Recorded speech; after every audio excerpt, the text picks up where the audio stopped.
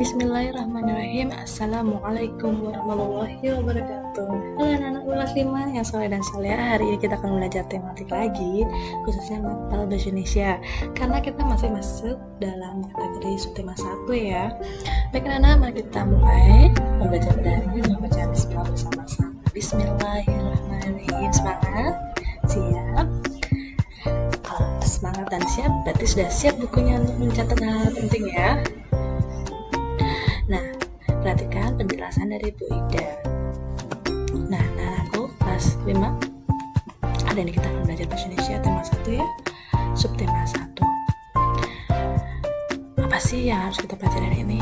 Tentang ide pokok anak-anak masuk dalam KD 3.1 dan BAKD 1. Nah, ini kita akan pelajari kayak ini dulu udah ya di kelas 4 ya, ide pokok, gagasan utama kayak gitu kan ya.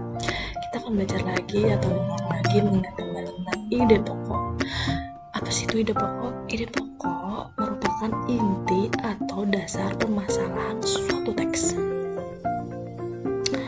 Terus fungsinya ide pokok itu apa? Menjadi dasar pengembang paragraf. Dasarnya ya. Baik. Kalau ide pokok itu kita bahas menjadi informasi utama disampaikan melalui ide pokok teks. Jadi dia menjadi informasi utama. Ide pokok dalam teks sering juga disebut pokok pikiran atau gagasan utama. Nah, sudah dipakai di kelas 4 kemarin. Karena berisi gagasan dasar penulis. Dasarnya. Nah, sebelum menjadi penulis dia harus membuat idenya dulu, ide pokoknya apa yang akan ditulis. Kemudian yang menjadi dasar sebuah paragraf. Nah, sebelum menjadi bacaan kan harus dirangkai dari paragraf ke paragraf kan. Nah, yuk sekarang bagaimana sih caranya menentukan ide pokok? Cara menentukan ide pokok adalah pertama, bacalah. Iqra. Iya. Pasti suruh baca ya, karena kalau mau mencari ide pokok harus dibaca dulu. Kalau nggak dibaca nggak bisa ketemu. Bacalah kalimat dalam paragraf satu demi satu ya, dilihat bacaannya ada berapa paragraf, baru dibaca satu demi satu seksama secara keseluruhan, jangan setengah-setengah, jadi semuanya dibaca ya. Yang kedua, carilah kalimat utama dari teks tersebut, karena ide pokok biasanya dijumpai pada kalimat utama tersebut. Wah, ada ketahuan nih, berarti ide pokok ngumpulnya pada kalimat utama ya. Nah, sudah tahu kan cara menentukan ide pokok? Coba kita lihat lanjut ya. Nah, menentukan ide pokok dalam kalimat utama. Nah, nih ide pokok ini kan suka ngumpet di kalimat utama ya. Kita cari nih kalimat utamanya.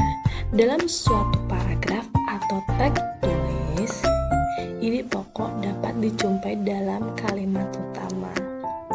Kalimat utama berisi informasi utama yang menjelaskan dasar permasalahan di dalam teks. Paham gak ini? Kalimat utama berisi informasi. Nah, kalimat ini tuh berisi informasi utama yang menjelaskan dasar permasalahan di dalam teks. Dasarnya permasalahan itu yang dibahas itu. Nah, coba kita lihat lagi nih, kalimat utama biasanya terdapat di awal, di akhir, atau di awal dan di akhir suatu teks. Apa yuk, deduktif, induktif, atau campuran ya, masih ingat ya. Nah, sekarang kita coba perhatikan bacaan ini ya anak-anak. Nah, ini contohnya adalah bacaan gurita. Tadi apa? Untuk bisa membaca per paragraf. Contohnya kalau paragraf itu ada yang menjorok nih ke kanan. Ini satu paragraf nih anak-anak. Nah, dibaca dulu. Setelah dibaca semuanya, temukan kalimat utamanya. Kenapa kok kalimat utama? Karena ide pokok pasti sembunyi nih di sini, ya kan? Coba Gurita merupakan salah satu jenis hewan tidak bertulang belakang yang dikenal sebagai hewan yang cerdik dan pintar. Nah, kenapa ini disebut kalimat utama?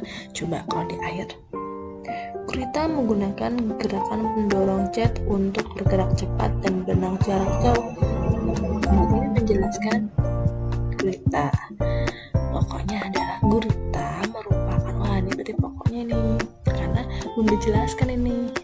Gurita merupakan salah satu jenis hewan. Diringkas aja, gurita merupakan hewan tidak bertulang belakang yang dikenal sebagai hewan. Nah, hewan ini kan sudah disebut nih, hewannya di sini nggak usah disebut lagi. Gurita merupakan hewan tidak bertulang belakang yang cerdik dan pintar. Itulah ketemu ide pokoknya. Jadi kalimat utama, kalau kalian disuruh mencari kalimat utama, berarti dari awal sampai titik itu kalimat utama. Kalau ide pokok lebih sering-sering lebih ringkas, lebih mengerucut. Nah, tapi kalau kalian ada jawaban yang menyerempet ke sini ide pokoknya, mungkin Bunda bisa menarik ya, membetulkan jawabannya. Tapi lebih diringkas lagi, itulah ide pokok. Nah, setelah itu udah ketemu kan ide pokoknya di mana?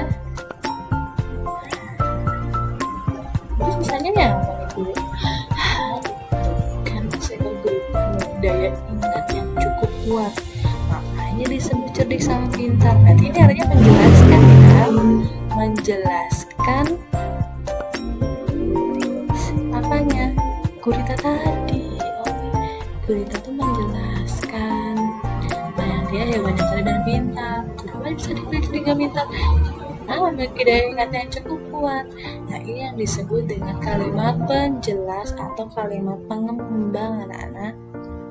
Dibaca lagi, dibahas lagi, coba ini. Gurita dapat memecahkan masalah yang dialaminya. Dibahas lagi kan guritanya. Coba habis ini ketemu. Gurita lagi. Gurita ini juga ada tentang gurita.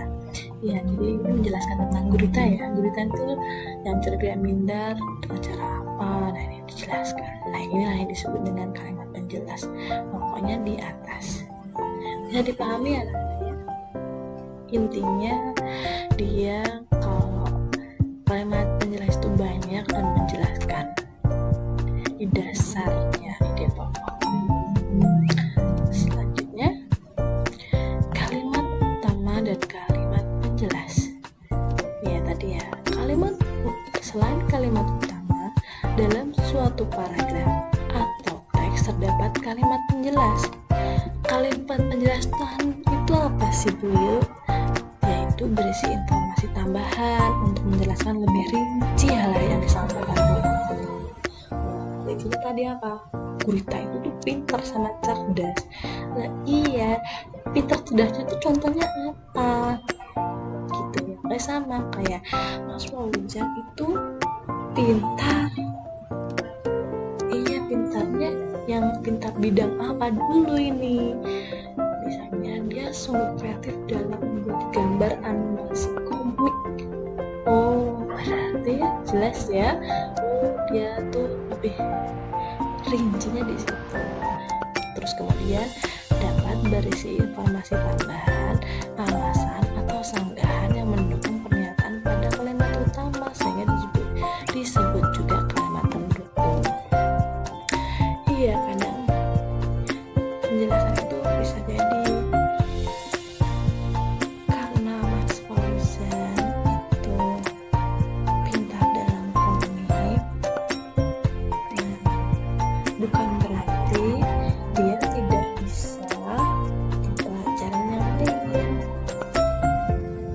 Hanya saja yang paling menonjol adalah di jiwa seninya.